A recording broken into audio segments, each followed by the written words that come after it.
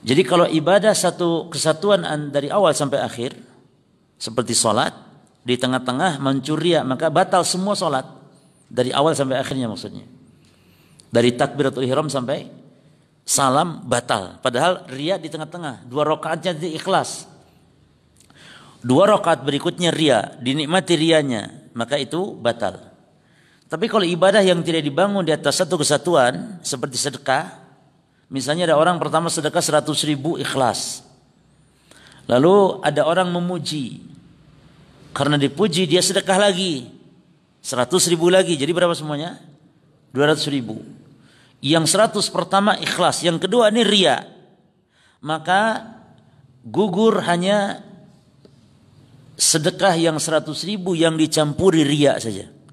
Adapun yang pertama tidak gugur, karena ibadah sedekah ini tidak, yakni bukan satu kesatuan, beda dengan sholat.